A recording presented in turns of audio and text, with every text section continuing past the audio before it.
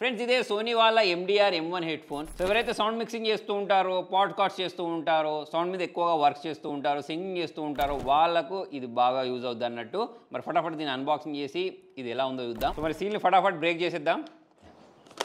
So మరి బాక్స్లో నుంచి బయట తీస్తే మరి ప్యాకేజింగ్ అయితే ఇలా ఉంది. దీని లోపల మనకు దీనికి అటాచ్ చేసుకోవడానికి ఒక సాలిడ్ కేబుల్ ఇచ్చారు.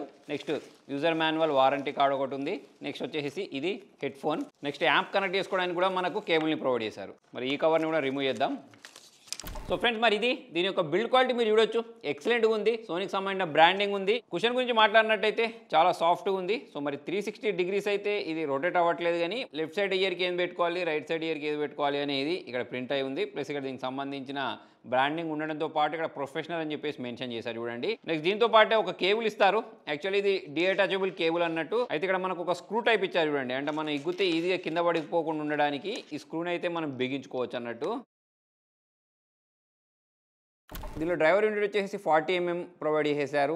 అంతేకాకుండా ఫ్రీక్వెన్సీ రెస్పాన్స్ ఉంటుంది కదా, అది 5 Hz నుంచి మొదలు పెడితే 80,000 Hz వరకు ఉంటుంది.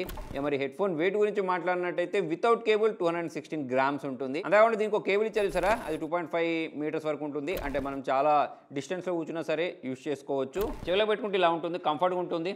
చెప్పాను కదా, సౌండ్ మిక్సింగ్ ఎవరైతే చేస్తూ ఉంటారో, సాంగ్స్ ఎవరైతే వాడుతూ ఉంటారో వాళ్ళకు చాలా బాగా యూజ్ అవుద్ది. ప్లస్ ఇక మీరు ఏమైనా వేరే సౌండ్ ఇన్స్ట్రుమెంట్స్ ఉంటాయి సరే, వాటికి కనెక్ట్ చేసుకోవడానికి కూడా సపరేట్గా ఇటువంటి ఒక కేబుల్ని ప్రొవైడ్ చేశారు. సో ఫ్రెండ్స్ మరి సౌండ్ క్వాలిటీ గురించి మాట్లాడినట్టయితే ఎలాగైతే దీనిపైన ప్రొఫెషనల్ మెన్షన్ చేసేసారు, నిజంగా సౌండ్ చాలా క్లారిటీగా వినిపిస్తుంది. చిన్న మైనర్ సౌండ్స్ ఏవైతే ఉంటాయో వాటిని కూడా మనము వినొచ్చు. అంటే మనం ఎడిటింగ్ చేసేటప్పుడైనా కానివ్వండి, ప్రొఫెషనల్ వర్క్ చేసేటప్పుడైనా కానివ్వండి, సింగింగ్ చేసేటప్పుడైనా కానివ్వండి, పాడ్కాస్ట్ చేసేటప్పుడు అవన్నిటికీ చాలా బాగా యూజ్ అవుద్ది. ఈ ప్రైజింగ్ గురించి మాట్లాడినట్టయితే MRP 40,000 పైన ఉంటుంది, కానీ కాకపోతే అమెజాన్లో నుంచి అయితే మీరు కొనుక్కోవచ్చు. 17,000 ప్రైస్ సెగ్మెంట్లో అయితే ఇది దొరుకుతుంది. సో మరి ఎవరైతే ఎక్కువగా ప్రొఫెషనల్ వర్క్ చేస్తూ ఉంటారో వాళ్ళ కోసం అన్నట్టు ఈ హెడ్ ఫోన్. మరి మీకు ఈ హెడ్ ఫోన్ ఎలా అనిపించింది కింద కామెంట్లో రాయండి. Thank you.